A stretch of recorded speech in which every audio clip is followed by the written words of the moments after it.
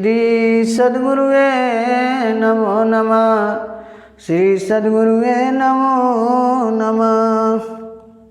इस भजन को ध्यान से सुने और समझें। बिना जागे न पई हो सजन सखिया, बिना जागे न पई हो सजन सखिया, बिना जागे न पई हो। क्यों तुम सोवा हो लोभ मोह में, क्यों तुम सोए हो मोह लोभ में। कामिनी ऐसी लगाई आखिया, बिना जागे न पई हो सजन सखिया, बिना जागे न पई हो सजन सखिया, बिना जागे न पई हो। क्यों तुम सोवे हो लोभ मोह में, कामिनी ऐसी लगाई आखिया, बिना जागे न पई हो सजन सखिया, बिना जागे न पई हो सजन सखिया, बिना जागे न पई हो। जागने का मतलब संत बताते हैं कि जागना क्या है। रामचरितमानस में राम स्वयं कह रहे हैं कि मोह निशा सब सोमा निहारा, देखाई सपना अनेक प्रकार। मोह निशा सब सोमा निहारा, देखाई सपना अनेक प्रकार। यह जीव इस संसार रूपी रात्रि में मोह के निशा में सोया हुआ है। कहते हैं मोह निशा सब सोया निहारा, देख सपन अनेक प्रकार का। हम लोग अनेक प्रकार के सपन देख रहे हैं, एक से एक ख्वाब देख रहे हैं। जिस दिन जाग जाएंगे तो जागना दो प्रकार का है। एक अपने स्वरूप को जान लेना जागना है, एक यह शरीर बदल जाती है तो यह शरीर बदल करके ये जीवात्मा 84 लाख जोनी में जा कर के भोगती है। क्योंकि यह शरीर मानव शरीर कर्म जोनी है और जितनी 84 लाख जोनी है ये भोग जोनी है। मानव में आप भोग नहीं सकते हैं, मानव में कर्म कर सकते हैं। भोग जोनी 84 लाख जोनी है। तो अगर इस मानव शरीर से अगर आप नहीं जागे तो आप कर्म के भोग जोनी में जाओगे और जो जो कर्म कर रहे हो सब भोगोगे। आज जब इस शरीर से जाग जाओगे तो एक तुम शुद्ध बुद्ध चैतन्य एक प्रकाश हो। तो इसे कहते हैं मोह निशा सब सोवा निहारा, देख सपन अनेक प्रकारा। कल सपना देख रहे थे राम, रजगद्दी होने वाली थी, आज सपना वनवास हो गया। उस तरह कल हम लोग सपना देख रहे थे कि शादी हो गई, आज सपना देख रहे हैं बच्चे हो गए, कल सपना देखेंगे बुढ़ाई आ गई, अनेक प्रकार का रोग आ गया, शरीर में अनेक प्रकार का कष्ट आ गया। यह सब सपन है। लड़काई, युवा, जवानी जितनी कुछ आ रही हैं सब एक नया नया ख्वाब है। यह ख्वाब देख करके एक दिन हम लोग को इस ख्वाब से जगना होगा। तो जगने का मतलब दो तरह का होता है। एक दिन शरीर, इस जीवात्मा इस शरीर से निकलेगी, तब आप समझेंगे कि हम क्या थे। आज मानव शरीर हो, मानव तन पा करके आप समझ नहीं रहे हैं कि हम क्या हैं। इसीलिए संत महात्मा जगाते हैं कि तुम जागो, जिसे तुम खोज रहे हो तुम वही हो। तो कहते हैं कि मोह निशा सब सोवा निहारा। राम जी स्वयं रामायण में कह रहे हैं कि मोह निशा सब सोवा निहारा। सब लोग मोह के निशा में सोए हुए हैं और सपन देख रहे हैं। तो लक्ष्मण कहे कि महाराज इस संसार में जागा कौन है? तो कह रहे हैं कि यही जाग जामीन अजागहि जोगी, अपरमारथ पर पंच वियोगी। इस संसार रूपी रात में कोई जोगी, कोई संत जागा हुआ है जिन्हें पूरा संसार उनको पागल कहता है।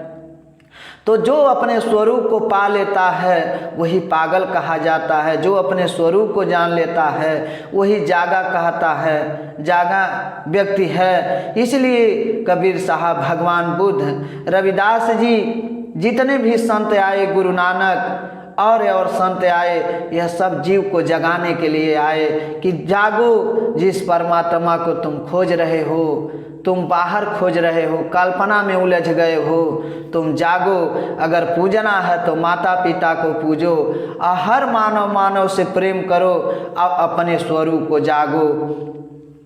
तो संत कहते हैं कि बिना जागे न पई हो सजन सखिया, बिना जागे न पई हो, क्यों तुम सोवे हो लोभ मोह में, अरे कामिनी ऐसी लगाया खिया, बिना जागे न पई हो सजन सखिया, बिना जागे न पई हो। जैसे बंदर जो है गगरी में हाथ डाल देता है चना के लिए, उसके बाद मुट्ठी बांध लेता है, वह निकाल नहीं पाता है, उसी तरह पकड़ा जाता है। उसी तरह हम लोग इस लोभ और मोह के बंधन में ऐसे पकड़े जाते हैं।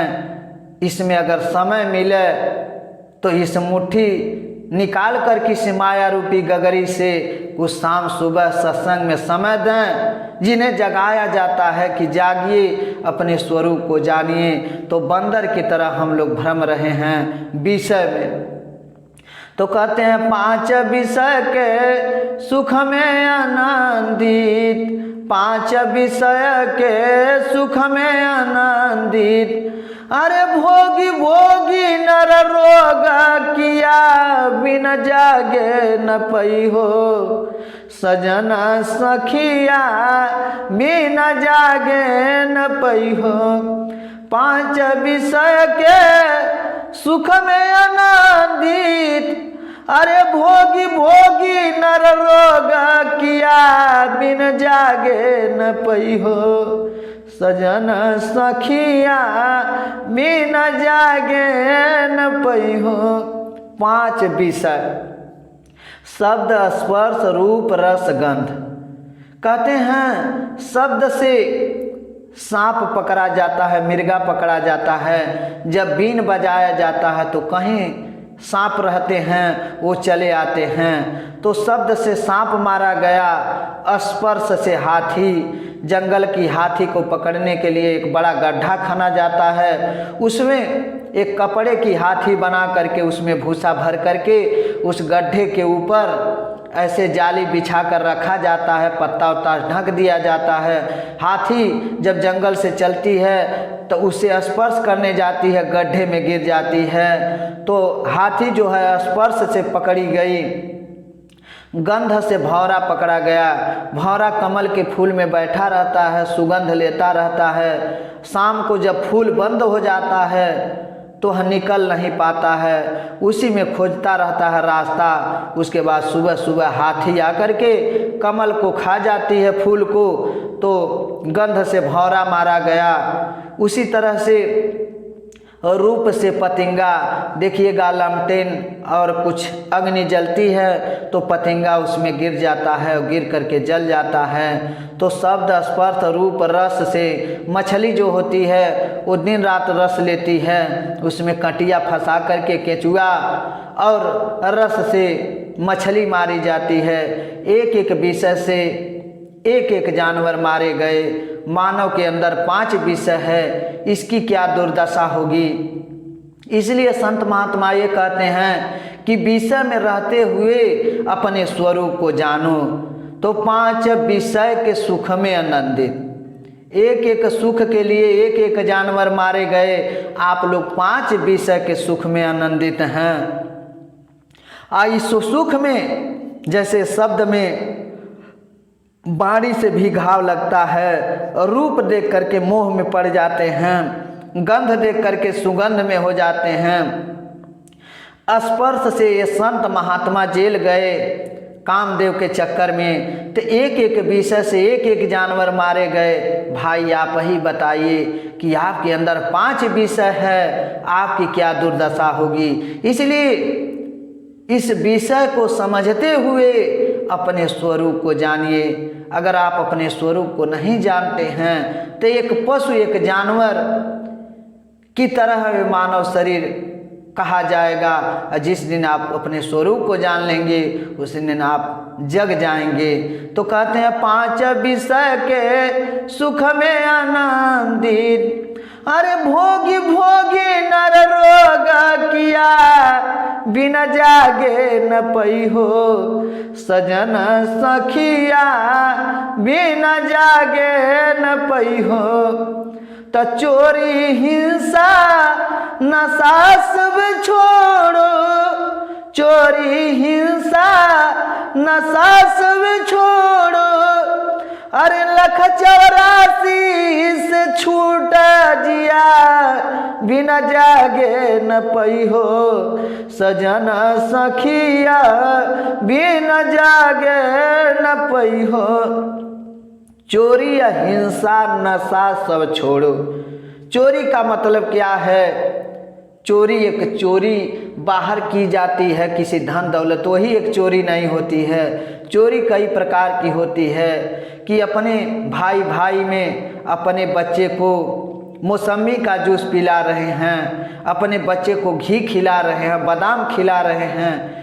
चोरी से अब भाई का बच्चा जो है वह उसके लिए नहीं ला रहे हैं, उसको नहीं दे रहे हैं, ये भी एक चोरी है। घर में आप देखिए परिवार में ऐसे ऐसे चोरियां बहुत होती हैं कि उनका बच्चा आड़े से ही सब कुछ खा लेता है और घर में खा लेता है, अब भाई का बच्चा नहीं पाता, ये भी एक चोरी है। तो मन वचन कर्म से 3 तरह से चोरी होती है। एक मन से चोरी होती है कि हम अपने बच्चे को बढ़िया बादाम काजू खिलावें चोरी से कि हमारा बच्चा तगड़ा हो। नहीं, हमारा एक का नाम है कि सब बराबर, परिवार में सब बराबर के हकदार हैं, सबको बराबर दीजिए। अगर बराबर नहीं है तो भी चोरी कर रहे हैं। हिंसा का मतलब क्या होता है कि हिंसा कई प्रकार का होता है। एक मन, एक वचन, एक कर्म से होता है। एक मन से होता है कि इसको हमको दुख देना है, ये ऐसा है वैसा है। तो इसी तरह से मन वचन कर्म से हिंसा छोड़िए। नशा कई प्रकार का होता है। एक तो ये समाज में दारू, अफीम, सुरती, बीड़ी, सिगरेट, ये भी नशा है। एक धर्म की नशा है, वह नशा यह है कि वह मंदिर तोड़ने के लिए तैयार है, वह मस्जिद तोड़ने के लिए तैयार है। तो नशा कई प्रकार के नशा है। तो कहते हैं चोरी हिंसा नशा सब छोड़ो, चोरी हिंसा नशा सब छोड़ो, अरे 184 से छूटा जिया, बिन जागे न पई हो सजन सखिया, बिन जागे न पई हो। एक धर्म का नशा सबसे खतरनाक नशा है कि सब अपना अपना पंथ, अपने अपने धर्म, अपने अपने मजहब में चूर हैं। हमारा एक का नाम है कि आप सारे नशा को छोड़कर एक मानव विचार व्यक्त करिए, समतावाद बोलिए, मानव मानव एक समान, क्या हिंदू क्या मुसलमान, मानव मानव एक समान, ऐसा नारा लगाइए, ऐसा विचार समाज में व्यक्त करिए। मगर हम लोग मंदिर मस्जिद, हिंदू धर्म, सिख धर्म, ईसाई धर्म, ये सब अलग अलग नशा है। इस नशा में हम लोग बेहोश हैं। मानव धर्म सबसे बड़ा धर्म है। यही जागने का लक्षण है। जो जो संत जागे हैं वे समतावाद बोलते हैं कि कंकड़ पत्थर जोड़ के मस्जिद दे चुनाए, ता चढ़मुल्ला बाँक दे का बहिरा खुदाए, पाथर पूजे हरी मिले तो मैं पूजू पहाड़, ताते से चक्की भली पीस खाए संसार। इस तरह कबीर बोले, भगवान बुद्ध बोले। तो आप मानव होकर के मानवता का ज्ञान समझिए और मानव धर्म को, विचार को समझिए। मानव धर्म सबसे बड़ा धर्म है और जितने धर्म है सब धंधा है। त झूठी मूर्ति साच पुजारी, झूठी मूर्ति साच पुजारी, आप ही करता होगा तिया, बिना जागे न पई हो सजन सखिया, बिना जागे न पई हो सजन सखिया।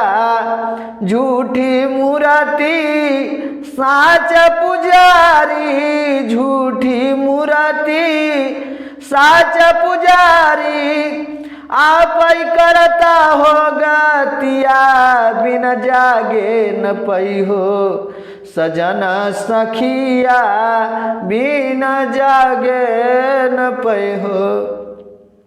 कहते हैं झूठे मूर्ति, मूर्ति को मानव ने गढ़ा, चाहे कोई भी मूर्ति हो, मूर्ति को मानव ने गढ़ा। दुर्गा, काली, अनेक प्रकार की देवियां हैं और वहाँ जाकर के पर हिंसा, जीव हिंसा किया जा रहा है।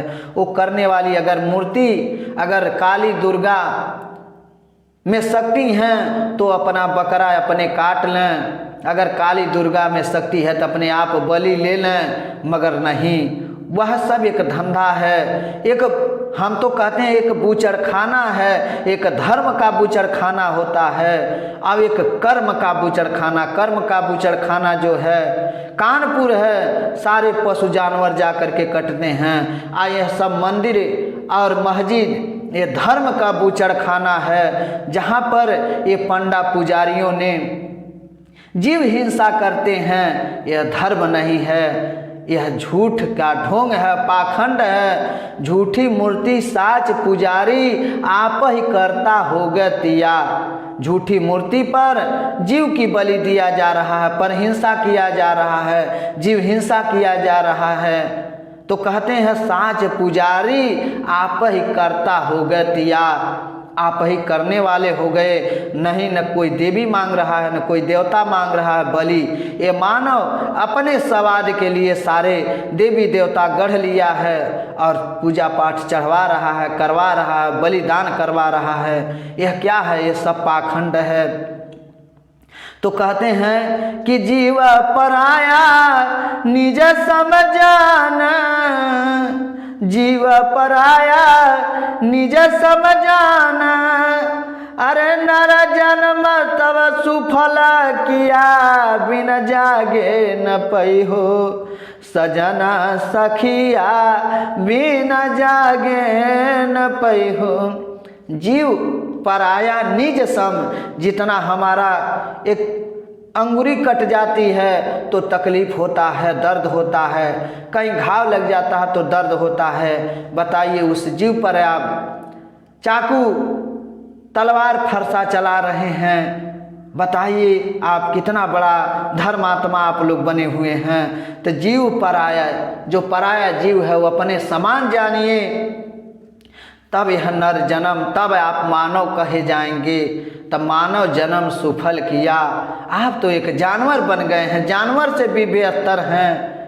जानवर तो कुछ समझता है कि जानवर अगर बैल, गाय, बकरी के सामने मांस रख दें तो अपना भोजन जानती है, मगर तुम मानव हो करके दानव और जानवर बने हो, जानवर से बेहतर हो।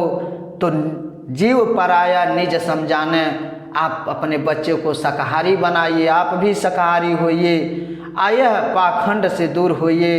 तो जीव पराया निज समझाने, नर जन्म तब सुफल किया, तब यह मानव जन्म सुफल हुआ। तो कहत कबीर यह मन बस करी के, कहत कबीर यह मन बस करी के, अरे अपने में खोज ले हुआ अपन पिया, बिन जागे न पई हो सजन सखिया, बिन जागे न पई हो। कहता कबीर हम मन बस करके, सुंदरदास कह रहे हैं कि अपने मन को बस में करो। यह मन जो है कहना है मन मंत्र है, मन तंत्र है, मन वेद है, मन में बनिया है, मन में पाय के भजन करे, मन ही अंतर्जमिया है। यह मन जो है अपना बस में करिए, ते मन बस करके अपने में खोज ले हुआ आपन पिया। तुम किस कल्पना में भरम रहे हो, किस कल्पना में उलझे हुए हो। जितना आप बाहर खोजेंगे उतना ही उलझ जाएंगे, जितना ही आप अंतर्यात्मा अपने में खोजेंगे उतना ही सुलझ जाएंगे। जरा गौर से इस सत्संग को समझिएगा, जरा गौर से इस वचन का विचार करिए, तो आप ही सब कुछ हैं। क्यों आप बुराइयां में फंसे हुए हैं, क्यों आडंबर में फंसे हुए हैं। तो कहत कबीर यह मन बस करके अपने में खोज ले हुआ अपन पिया, बिन जागे न पैहो सजन सखिया। अपने में अपना पिया को खोजो, अपने आप जागिए।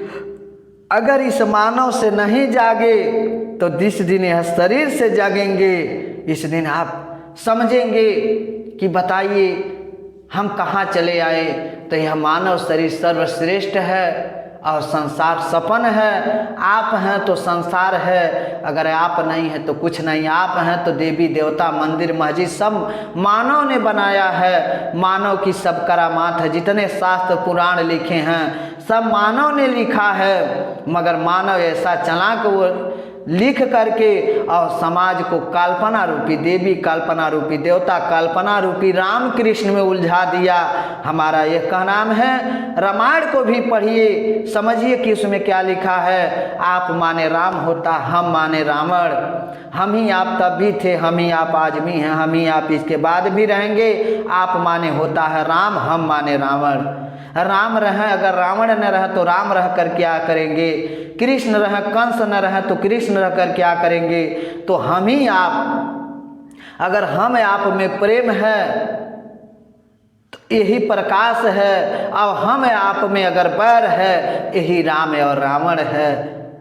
थोड़ी सी बात है, इसकी बकवाद, इसकी कथा इतनी लंबी चौड़ी बना करके समाज के ऊपर थोपा गया है। तो अगर हमारे आप में प्रेम है तो यही प्रकाश है। कहते हैं यह तत्व तत् एक है, एक प्राण दुई गात, अपने जिया से जानियो मोरे जिया की बात। जो हमारे में है वही आप में है। अगर हम आप में प्रेम है तो प्रकाश है। जैसे जो मसाला माचिस के तिल्ली में लगा रहता है वही एक बगल खोखे में लगा रहता है। उस खोखे और तिल्ली से संपर्क होगा तो प्रकाश होगा, और उस बगल से संपर्क करेंगे तो वह खोखा भी टूट जाएगा, तिल्ली भी टूट जाएगी, प्रकाश नहीं होगा।